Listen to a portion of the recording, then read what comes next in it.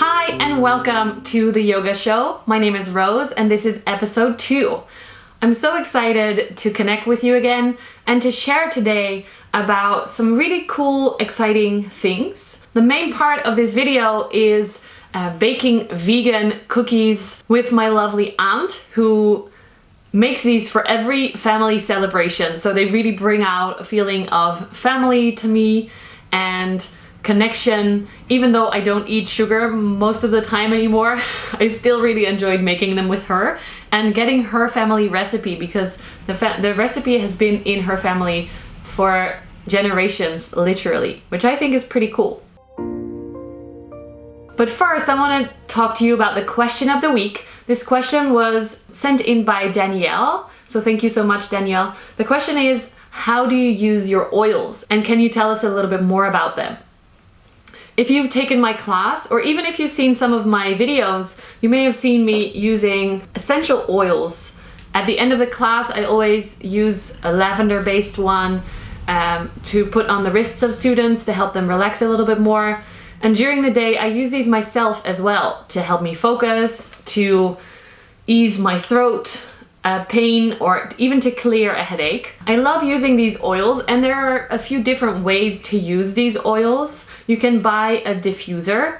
We often see the ones with the light in them, but if you have very pure and expensive oils, it's better to not burn them because the warmth of the candle will make it actually too hot. I used it once with one of my more pure oils, and it even got me a headache because it got too intense. So instead you can use a water-based diffuser. You've probably seen them, a little machine where there's it looks like moisture coming out, like damp, misty business. And that way the oil doesn't get heated, so it doesn't lose its potential or become too strong for the room. So that's a beautiful way to do it. Just put a few drops of that into your diffuser and the room will smell nice. I also really like to use it topically, which means on your skin. You do have to be careful about this. Some oils can be, because they're so pure, can be quite sharp. If you imagine like a pepper or a lemon oil, they can be a little bit like hurtful on your skin. So definitely test that out first on your skin for a little bit, and be careful with your eyes and any sensitive areas. You don't want to put oils that are a bit sharp on there. I use oils by doTERRA because my friend Shannon is in there and we're getting a lot of information as well as the better price for the oils. If you want to order some, you can always send me a message or join our team. You hardly ever hear me advertising it because I don't want to be a salesperson for this. I just use them for my own classes and really enjoy them in that way. I usually use these rollers that in doTERRA are called the Touch ones. So this is a blend of coconut oil and lavender that you can then very easily just put right on your skin. I've noticed that with the drops that you can also put on your skin, but you have to kind of be very careful and tip them. So it's much more practical to use the rollers. You don't have to think about it. You will never put too much or I've had students going like, oh, oil. And that's like, that little bottle is like 50 euros. I'm like, careful, please be careful with my oils. So not everyone understands that that's how the bottles work. So that's why I use these. They're just a little bit more easy to use. How I pick which ones to use.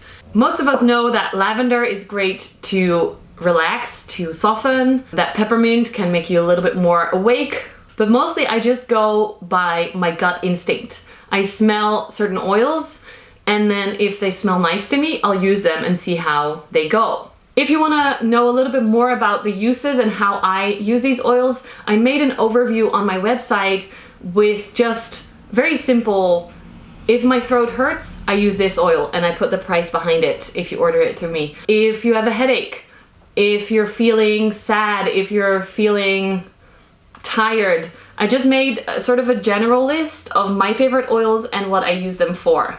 So maybe that helps you. Check it out at yogawithrose.com/oils. Or click the link below, I'll link it in the description. And then explained. For this week, I wanted to hop on to that word that I used last week, guru. Guru is the Sanskrit word for teacher or mentor. I've definitely had very beautiful teachers in my life, very beautiful gurus that I highly respect and am very grateful for them for teaching me what they know. It can be traditional old school gurus. One of my teachers is from Indian descent and teaches in a very traditional way. But I also regard Brian Dice as my teachers, my gurus, because they taught me everything I know about Vinyasa yoga. And Shannon Algio, who is my coach, he's also very wise and he's always able to pull the right things out of me and motivate me. So I also respect him as a guru. Doesn't have to be a very dusty topic. You don't have to be an old Indian man to be a guru. So to me, it's a very beautiful word, respected word.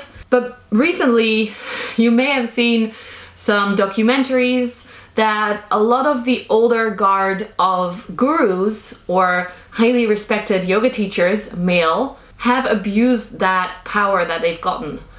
So at the same time, I want to challenge you to remember that any person that you look up to, that you enjoy learning from, is also a person and they're not perfect. Always trust your own gut and your own instincts. Don't let those be overridden. Don't let your trust for that person override your personal instincts. Especially with the big Me Too movement in yoga right now. I just read an article beautifully written by a woman, Christy, about her experience with a very well-known yoga teacher. I actually had never heard of this old guy, but apparently he's quite well-known. And her experience with him over many years, being abused by him in different ways, mentally as well as physically. That is not okay. Especially if we have laws, like if you're in a higher position at a job or if you're a teacher, you're not allowed to have relationships with your students or with the people below you. And the yoga community does not have anything to keep us, responsible? Anyway, I hope you know what I mean. Just wanted to put that out there, that even though looking up to someone and learning from someone and going deep with someone, always keep yourself as your guru as well. You are your own teacher as well.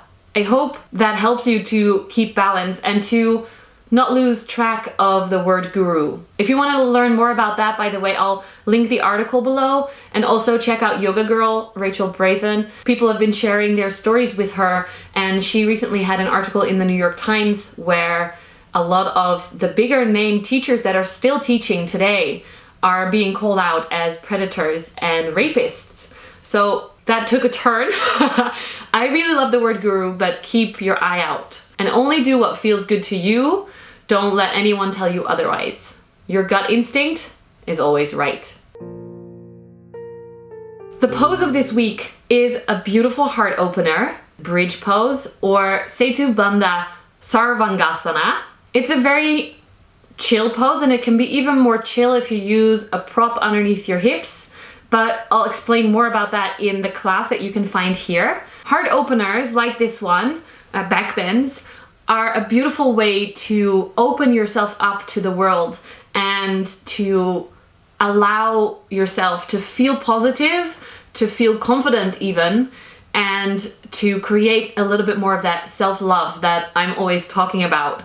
So I hope this class will help you to feel that. If you want to learn a little bit more about self-love and body positivity, then definitely check out the course that I'm running for 7 weeks, where every week I'll send you an email with exercises, a video explaining more about that week, and we'll have a 1-hour call together where you can ask your questions and let me know how you're doing. It starts very soon, so check the dates out below. I'm really excited to do this with you. I'm really passionate to make you connect back to your body so you can see how beautiful you already are, honestly, right now, and not when you change whatever you think you need to change. I have a special package where you get a 1-hour one-on-one coaching call every week.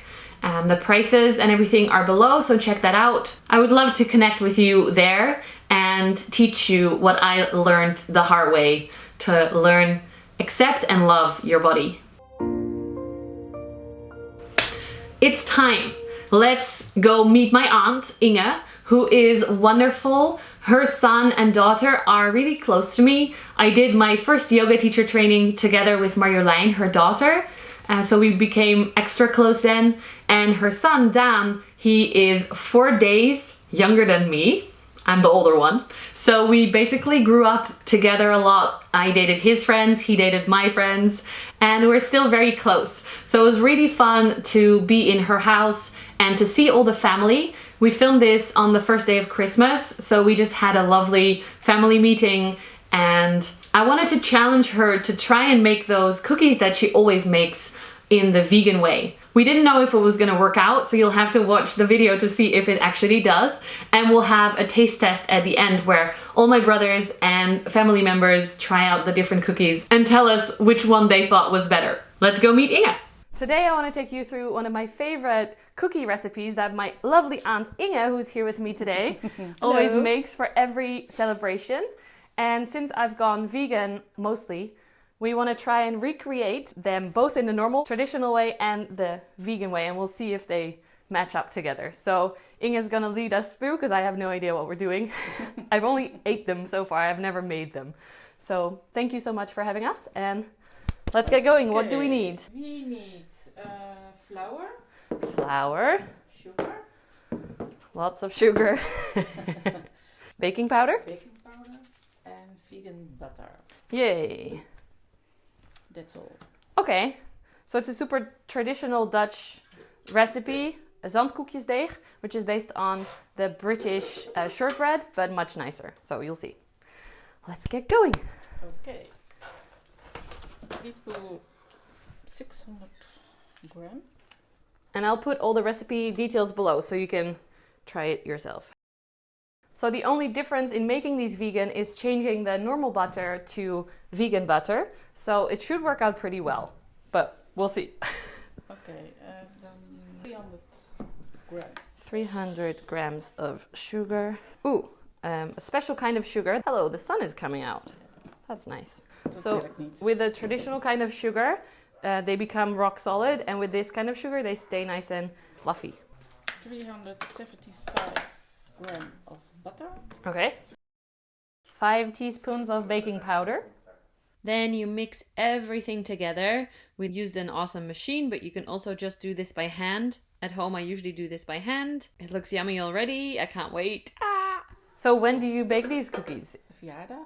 Birthday celebrations? Birthdays. But also the holidays, right? With Christmas and holidays. Anything. Funerals.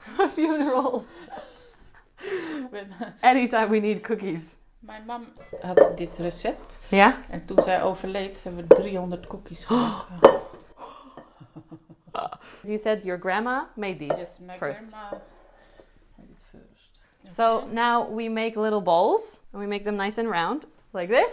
I don't know how much to grab though, so you have to tell me if I'm doing it wrong. Yes. Ongeveer zo. Okay.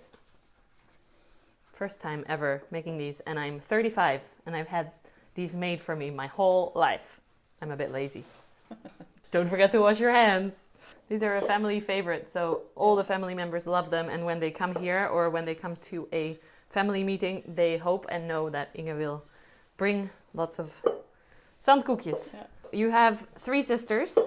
Do they also make these cookies, or is it only you that? No. One of them only every now and then, but you're the one who took it over. Yeah. They are addictive. So we're putting these in the fridge for a little while, 20 minutes or so, to cool them down. And then we'll pop them in the little shells.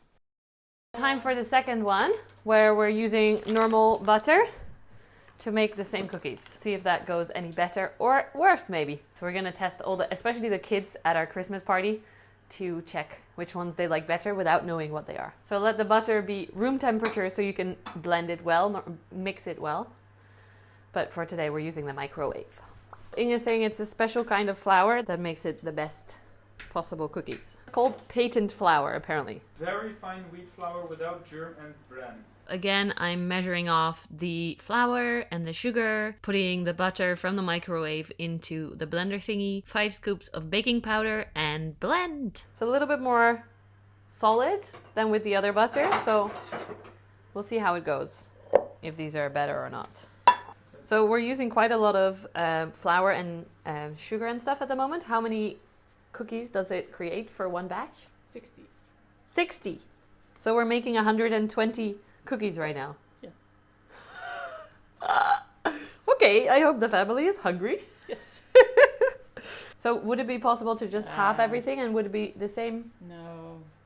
The neighbors love it. Okay.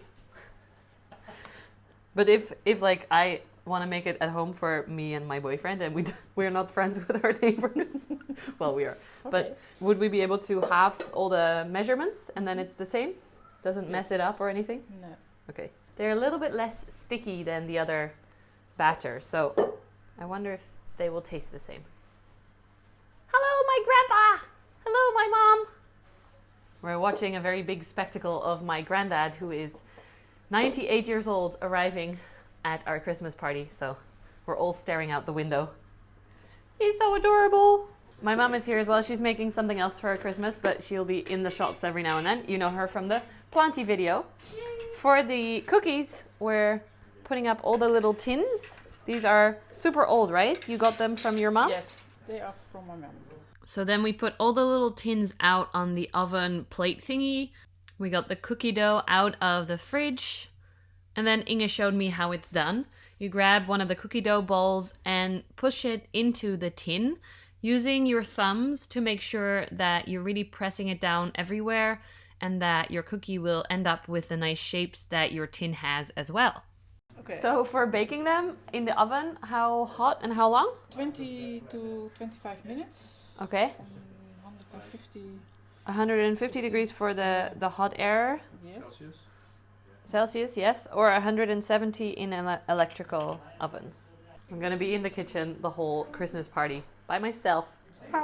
After I finished doing all the little tins, which is about 120 cookies, I put them in the oven, and you can see at first they are really rising up a little bit more. They're becoming quite fluffy and thick. But then after a while, when you check again, you see they've sunk in, and that's actually normal. That's how it's supposed to be. So don't worry if you see that. That's good. Always take one out first to check it out to see if it comes out of the shape and if it's baked properly, and then take all of them out. Let's get them out of the oven. This is the vegan batch. Ooh, look at them. We already tasted some and they are amazing. After taking them out of the oven, take them out of the shapes as well. And check if the colors are good. We were actually really impressed with this vegan batch, looking exactly the same as the normal batches.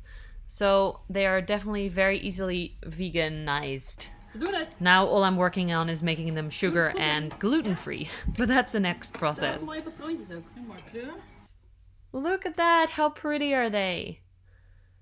And they're really yummy too. I like them when they're a little bit more warm, but most people prefer them when they're cold. They're a little bit more crispy that way. Now the sad thing is, we filmed a lot of beautiful, actually close-up images of our hands doing all the work and the whole family testing out the different batches of cookies. But I accidentally deleted all that footage or something. I lost it. I've been recording so many different projects at the same time at the moment that I just lost it. So that's why I'm popping in here to tell you that nobody could tell the difference. Even I kind of forgot. I just remembered because the non-vegan ones were warm still when we tried them. But that was literally the only difference we could find. So if you want to make a nice vegan cookie, this is an awesome recipe. And it's a family recipe, so that's even more cool. I hope you enjoyed that video. I hope you can see how lovely Inge is. She is such a cool aunt to have. And let me know if you try and make those cookies the vegan way. If you are sugar-free like I am most of the time, I'm still working on a recipe that doesn't include all that sugar. So stay tuned for that. That's not happened yet, but I'm not giving up. I just wanted to quickly check in with you and ask, how is your meditation challenge going? Have you joined yet? How far along did you get so far? I would love to hear. If you don't know what I'm talking about, I'm hosting a 21-day meditation challenge, asking you to meditate 2 minutes or maybe 3 a day for 3 weeks in a row to create that good habit for you. If you want to join, check out the link below and let me know how it's going for you. Is it difficult? For me personally, I already skipped a few days because I either forgot or I was super busy. And one day even I did it in my car because I didn't forget, but I didn't have time that day. And I just sat in my car meditating for 2 minutes at a parking spot, of course, not on the road.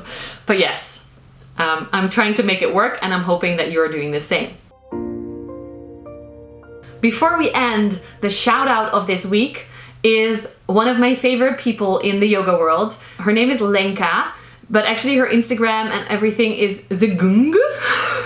I still don't know how to pronounce. Sorry, Lenka. She explained it to me many times. Zgung, I think is the right way to pronounce. Z-G-U-N-G. She has a YouTube channel. She has a lovely, quite well-known Instagram account and a website. She's a yoga teacher that also did the Bryce yoga teacher training like I did with Bryony Smythe and Dice Ida Klein. We've hung out quite a few times together doing different yoga trainings and yoga events. She's such a loving person and she really tries to live the principles of yoga, which I really enjoy. So when we are talking together, we can talk about feeling judgments and how to deal with them. We're not gossiping together. We're more focused on what we think is important. Probably yoga alignment or cats, which we're both very passionate about, or handstands. So check out her channel. She posts a lot of beautiful photos as well. She's a self-taught photographer, but she also posts a lot of tutorials on poses and on alignment. So if you want to learn a little bit more about that and vinyasa, definitely check out her channel. I'll try and put the little thingy up here. I always forget, but I'm gonna remember for this one. And yeah, find her website, zgung.com or at zgung on Instagram. Just go send her some love and tell her that I sent you. I hope you enjoyed this episode. If you did, give it a thumbs up and subscribe to my channel if you're on YouTube, or leave a review for me if you're listening to this as a podcast. I'm very excited to bring this to you via only audio as well, because I really like listening to podcasts, so I hope you appreciate it as well. If you have any questions or want to connect with me, do so through Instagram is the best way, Yoga with Roos, or TikTok, or go on my website, yogawithroos.com. And Roos for all of those is R-O-O-S, the Dutch spelling. Thank you so much, and I'll see you next week. Bye!